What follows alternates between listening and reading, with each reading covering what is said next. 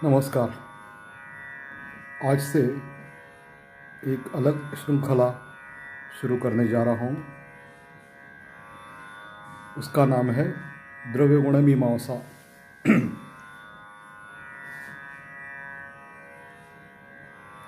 मेरा पुस्तक है इसी विषय पर, इसी शीर्षक का, द्रव्य गुण मीमांसा। पर वो मराठी में है, तो जो लोग ज़्यादातर हिंदी भाषिक है या कर्नाटक या दक्षिणात्य देशों से है, उनको थोड़ी मराठी भाषा समझने में थोड़ी कठिनाई होती है। तो इसलिए ये उसी पुस्तक में जो कुछ लिखा है वो इस वीडियो के रूप से आपके सामने प्रस्तुत करने जा रहा हूँ। दिक्कत थोड़ी ऐसी है, जब देखता हूँ मैं कॉलेज से, महाविद्यालय से कुछ विद्यार्थी आते हैं, तो ज़्यादातर द्रव्य गुण विषय को बॉटनी तक उन्होंने सीमित करके रखा है, ऐसा मेरा अनुभव है। यानी उनकी एक अपना अपना कन्विक्शन होता है कि द्रव्य गुण शास्त्र यानी बॉटनी, और बॉटनी में जितने विषय आते हैं उतना ही वो है, सीमित है। पर ऐसा है कि द्रव्य गुण शास्त्र हमारे नित्य व्यवसाय का एक अभिन्न अंग है। तो जिनको भी अपना चिकित्सा व्यवसाय करना है, उनके लिए द्रव्य गुण का अध्ययन बहुत ही मायने रखता है। पर अगर हम उसे सीमित करें तो जरा थोड़ी गड़बड़ हो जाती है। कहने का मतलब यह है कि द्रव्य गुण ये सिर्फ किसी परीक्षा के लिए मर्यादित विषय नहीं है, बल्कि जितनी देर हमारी प्रैक्टिस चलेगी उतने दिन तक चलने वाला ये एक नित्य अध्ययन का विषय हो सकता है। तो ये जो आज से शुरू हो रही है द्रव्य गुण मीमांसा, ये मेरी श्रृंखला, उसमें उक्त वनस्पति यानी जिन वनस्पतियों का निघंटुओं में, चरक में, सुश्रुत में वर्णन है, ग्रंथों में जिनकी बारे में कुछ चर्चा की है, ऐसे वनस्पतियों का अध्ययन कैसे करते हैं इसके बारे में चर्चा, प्राणिज द्रव्यों के बारे में चर्चा, लेशोक्त यानी जिन वनस्पतियों को बिल्कुल थोड़ा सा कहा गया है, इतना ही कहा है, छोटा सा कुछ वर्णन है, उनका अध्ययन कैसे करें इसकी चर्चा। कुछ वनस्पति योग आते हैं, 2, 3, 4 ऐसे वनस्पतियों के कुछ योग आते हैं, उनका अध्ययन कैसे करें, नए नए योग कैसे बनाएं, शास्त्रीय तर्क पर, आयुर्वेद के तर्क पर, उसकी चर्चा, और दोष विकल्प तथा रस विकल्प, इनकी चर्चा। इतने सब विषयों पर थोड़ी थोड़ी चर्चा हम इस श्रृंखला में करेंगे। हर एक व्याख्यान में इसमें से थोड़ा थोड़ा अंश यहाँ पे आ जाएगा। तो आपसे अनुरोध है कि आप जब यहाँ पे बैठे हैं तो कुछ चार्ट वगैरह भी इसके अंदर आ जाएंगे। तो आप एक तो यह इसको स्टॉप करके वो चार्ट कॉपी कर लीजिए, नहीं तो कागज़ और पेन लेके ही बैठिए, और जैसा मैं कहता जाऊंगा वैसे आप अपने चार्ट खुद बनाइए, अपनी नोट्स खुद बनाइए। तो ये मेरा जो व्याख्यान होगा या इस श्रृंखला में जो व्याख्यान होंगे, वो ऐसे नहीं कि मैं बोलता जाऊंगा और आपको सुनना है और वाह वाह बहुत अच्छा ऐसा करना है, ऐसी बात नहीं है। बात यह है कि आपको कागज़ पेन लेके बैठना है और कुछ काम करते जाना है, ऑनलाइन काम करना है। तो शुरू करते हैं। हमारा पहला अधिकरण है उक्त वनस्पतियों का अध्ययन।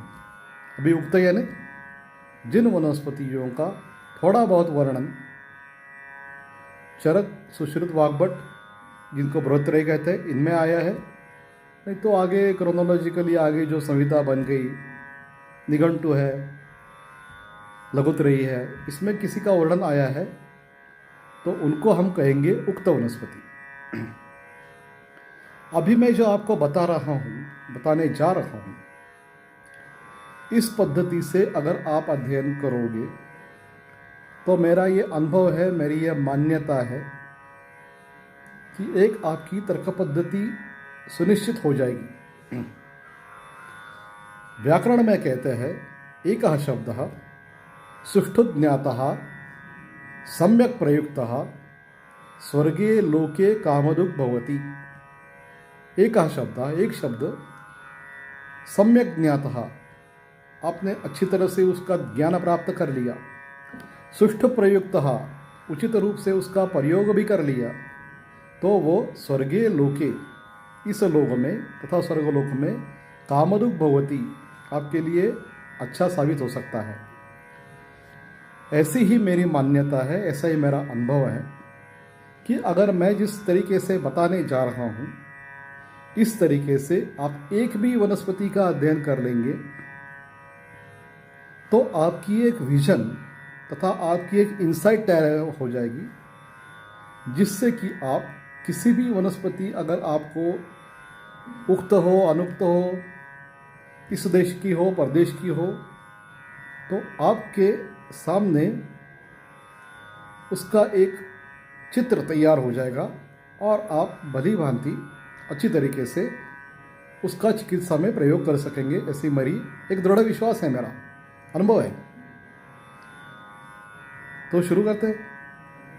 तो इसमें का पहला स्तर होता है, उक्त वनस्पति के बारे में चर्चा कर रहे हैं आप, जिनके बारे में कुछ कहा गया है नहीं है या थोड़ा कहा गया है, उसकी चर्चा हम बाद में करेंगे। लेकिन जिनके बारे में बताया गया है उनकी चर्चा पहले इस अध्ययन में, इस अधिकरण में आज करेंगे। तो उसका पहला स्तर होता है कि उस वनस्पति के पर्यायी नामों का संकलन कर लीजिए आप। उस वनस्पति के जितने भी पर्याय नाम हैं उनका संकलन कर लीजिए। कॉलम बनाइए उसके। मैं एक सैंपल आपको दे रहा हूं, तो ये सैंपल देख लीजिए। ऐसे कॉलम बनाइए आप उसके, और उसके रो बनाइए। एक कॉलम में उसके नाम लिखिए,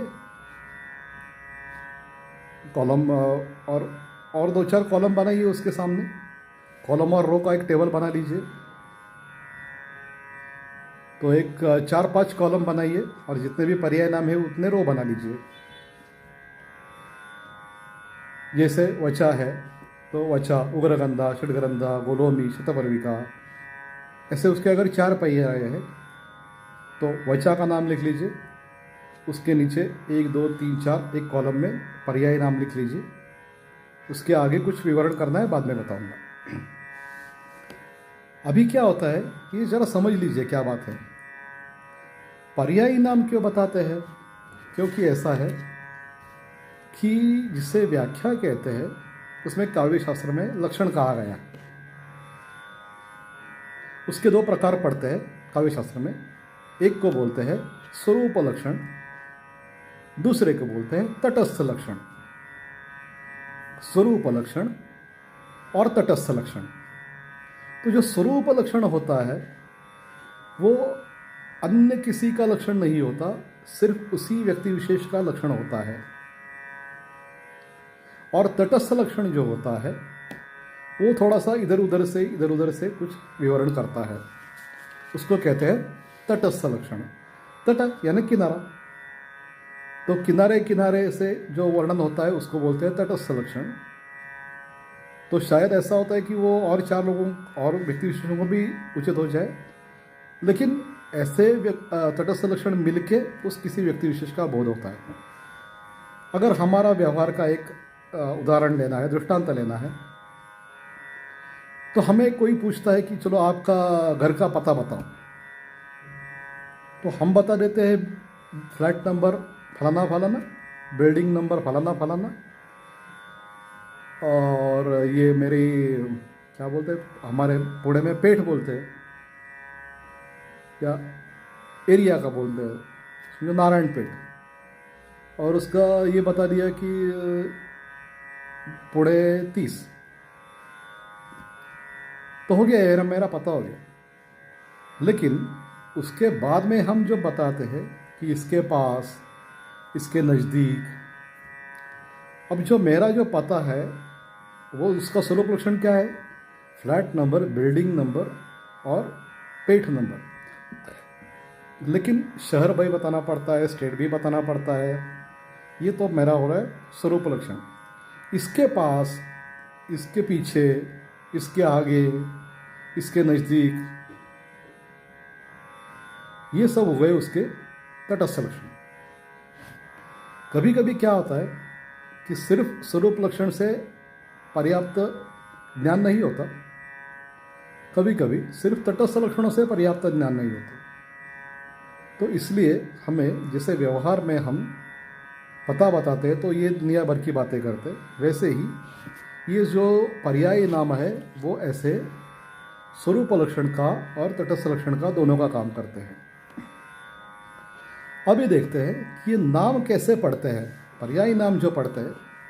तो मैंने एक बात तो अपनी स्पष्ट है कि पर्यायी नामों से क्या पता चलता है, एक तो स्वरूप लक्षण का पता चलता है या तटस्थ लक्षणात्मक पता चलता है, और इन सब लक्षणों से मिलकर जिसका बोध होता है वो अपनी वनस्पति है। ऐसे नहीं कि इसमें से, यानी कि वचा है तो वचा, उग्रगंधा, षड्गंधा, गोलोमी, शतवर्विका, अगर चारों के चारों पर्याय पर्याप्त होते हैं तभी उसको कहेंगे हम कि ये वचा है। जो आयुर्वेद में बहुत सारी बार बातें होती है कि इसमें स्टैंडर्डाइजेशन नहीं है, स्टैंडर्डाइजेशन नहीं है, तो मेरा खुद का ये मानना है, मेरा ये कन्विक्शन है कि ये गुडुचि है, ये अमुक है, ये अमुक है, टिनोस्पोरा कॉर्डियोफोलिया है तो ये है। नहीं, मेरा मानना थोड़ा अलग है, ये मेरी अपनी कन्विक्शन है कि आप वनस्पति देखिए, उसको गुडुचि के जितने भी छिन्नरुआ है, चक्रिका है, चक्राकार है, वो सब अगर पर्याय उस पर उचित लागू होते हैं तो वो हमारी गुडुचि है। उसका नाम चाहे टिनोस्पोरा कॉर्डियोफोलिया हो, नहीं तो और कुछ भी हो। तो हमारे लिए स्टैंडर्डाइजेशन इस पद्धति का है, ऐसी मेरी मान्यता है। कोई भी उस पर आपत्ति जता सकता है, विरोध जता सकता है, मेरी कोई उस पर, मेरा कोई कंट्रोल नहीं है मेरा कुछ। लेकिन मेरा मानना है कि ये जो पर्याय लक्षण है वो एक तरह से उस वनस्पति के स्टैंडर्डाइजेशन का काम करते हैं, ऐसा मेरा मानना है। तो चलो, नामानी, नाम कैसे रखते हैं, तो निघंटु में कहा गया है कि नामानी क्वचिदिह रूढ़ितः स्वभावात् देशोक्त्या क्वचन च लांछन उपमाभ्याम वीर्येण क्वचित इतराव अतिदेशात् द्रव्याणाम इति ध्रुवमिति सप्तधा उदितानि। समझ लेते हैं। तो रूढ़ी से कुछ नाम होते हैं, यानी कि विष्णु को प्रिय है तो विष्णु प्रिया तुलसी का नाम हो गया रूढ़ी से। स्वभाव होता है, तो जैसे बादाम खाने से वात कम हो जाता है तो उसका नाम बन गया वाताद। देशोक्ति से कुछ नाम होता है, जैसे मलय देश में होता है तो मलयज, चंदन को बोलते हैं मलयज। कुछ होते हैं लांछन, जैसे कि अजगंधा, तो अज को यानी बकरे को जैसा गंधा आता है वैसे ही इस वनस्पति के मूली का गंध है तो ये अजगंधा। वैसे ही जैसे अश्वगंधा है, उग्रगंधा है, ये सब लांछन है। कभी कभी उपमा होता है, उपमा यानी चूहे के कर्ण जैसी दिखने वाली वनस्पति, तो उसका नाम आखुपर्णी, मंडूकपर्णी, ये सब क्या है तो उपमा से दिए गए नाम है। कभी कभी वीर्य से नाम दिए जाते हैं। ये जो मिर्ची रहती है हमारी, इसको कटु फला बोलते हैं, तो कटु रस और वीर्य का एक उसका नामकरण है। और इससे अलग भी कुछ नाम दिए जाते हैं, जैसे अनलनामा चित्रक का नाम है। तो अनलनामा क्यों नाम है, तो अग्नि के जितने भी नाम है, अनल के यानी अग्नि के जितने भी नाम है, वो सब चित्रक को आप बता सकते हैं, उसका व्यवहार कर सकते हैं। तो इसलिए उसका नाम अनल नामा। जितने भी अग्नि के नाम है वो सब चित्रक को समुचित पर्याप्त पाए जाते हैं। तो पहले आप क्या करेंगे, एक वनस्पति के पर्यायों का संकलन करेंगे। अभी जैसे मैंने बता दिया कि अलग अलग, एक थोड़ा मैं आपको चार्ट दे रहा हूँ, तो उसमें मैंने कुछ ऐसा किया है, मराठी में है, आपको समझ में आएगा, समझा देता हूँ मैं कि पहले तो उसका एक आप जैसे मैंने बताया कि एक वनस्पति का अध्ययन आप खुद कर लीजिए। दूसरा मैंने जो चार्ट दिया है वो कॉपी कर लीजिए और वो उसमें जो फिल इन द ब्लैंक्स है वो करने की कोशिश कीजिए। तो उसमें क्या क्या है देख लीजिए आप। उसमें तो पहला है वनस्पति का नाम है, दूसरे कॉलम में उसका पर्यायी नाम है, एक वनस्पति का एक ही लिखा, और वो शब्द कैसे बन गया इस पर विवरण किया है। अभी चौथे कॉलम में आपको उसका कारण मीमांसा देनी है। जैसे कि यहाँ पे मैंने कहा गया है, मैंने कुछ यहाँ पे काम किया है और कुछ छोड़ दिया है, तो आपको करना है वो शतावरी। अभी ये सीता चौरी ऐसे एक हमारे कोकण में उसका एक पर्यायी नाम है। अब ये क्या है, तो ये अपभ्रष्ट प्रकार है। अपभ्रष्ट यानी शतावरी से सीता चौरी हो गया। और उसकी कारण मीमांसा क्या है कि भगवान राम और सीता जी जब वनवास में थे तब ये जैसे पंखा होता है, तो पंखा बनाने के लिए ये शतावरी के जो पर्ण होते हैं उसका इस्तेमाल माता सीता जी करती थी, इसलिए उसका नाम हो गया सीता चौरी। चौरी यानी पंखा। अभी दूसरा मैंने उदाहरण दिया है अतिबला, तो उसको बोलते हैं मुद्रा। क्यों? उसके जो पुष्प फल होते हैं वो एक स्टैम्प होता है, अपना स्टैम्प जैसे दिखते हैं, इसलिए उसको बोलते हैं मुद्रा। तो ये क्या हो गया, ये उपमा रूप हो गया। तो यानी मैं यहाँ पे मैंने लिखा नहीं है, आपको लिखना है, और उसका कारण लिखना है। उपमा क्यों है कि जैसे स्टैम्प रहता है उसी प्रकार से इसका एक फूल का आकार दिखाई देता है, इसलिए उसका नाम ये। ऐसे आम्र का नाम लिखा है मनमथ, तो ये कौन सा प्रकार है ये आप लिख लीजिए और उसकी कारण मीमांसा लीजिए। कारण मीमांसा क्या है कि आम्र को मदन का एक बाण कहा जाता है। ऐसे मैंने 15 वनस्पतियों का एक चार्ट बनाया है, जो कुछ मराठी है छोड़ दीजिए, आप बना लीजिए। अभी एक बात समझ लीजिए कि इस पर्यायों में कुछ जो नाम है वो उस वनस्पति का लोकगत कार्य बताते हैं, या पर्याय जो है वो पुरुषगत कार्य बताते हैं। समझ लीजिए,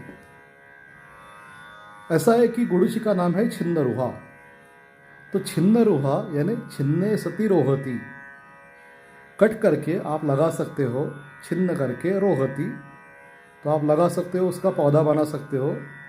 और छिन्नम रोहती यानी जो छिन्न व्रण है उसका भी रोपण करती है। तो ये क्या बताती है छिन्न रुहा, ये दोनों बताती है, लोकगत कार्य भी बताती है और पुरुषगत कार्य भी बताती है।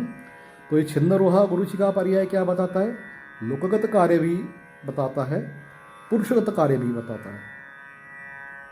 अब अतिबला, अतिबला का नाम हमने देख लिया मुद्रा, तो ये क्या बताता है, ये उसका लोकगत रूप बताता है।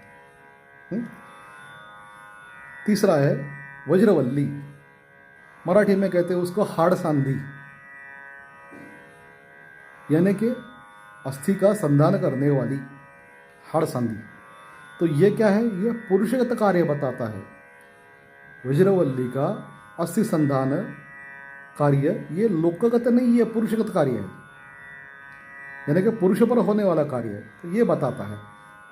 तो उक्त वनस्पति का अध्ययन का पहला स्तर क्या हो गया कि उसके पर्याय नामों का संकलन कीजिए और उस पर्याय नामों के उस पर विवरण कीजिए कि ये लोकगत करता है या पुरुषगत कार्य का सूचित करता है, ये रूढ़ि वाला है कि स्वभाव वाला है कि देशोक्ति वाला है कि उपमा वाला है कि वीर्य वाला है, ये इसका एनालिसिस कीजिए और उस पर आप विवरण कीजिए। तो ये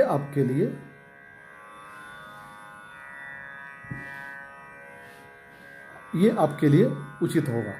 तो ये हो गया अपने अध्ययन का पहला स्तर, उक्त वनस्पतियों का अध्ययन का स्तर क्रमांक 1 ये हो गया। अगले व्याख्यान में इसकी आगे की चर्चा करेंगे।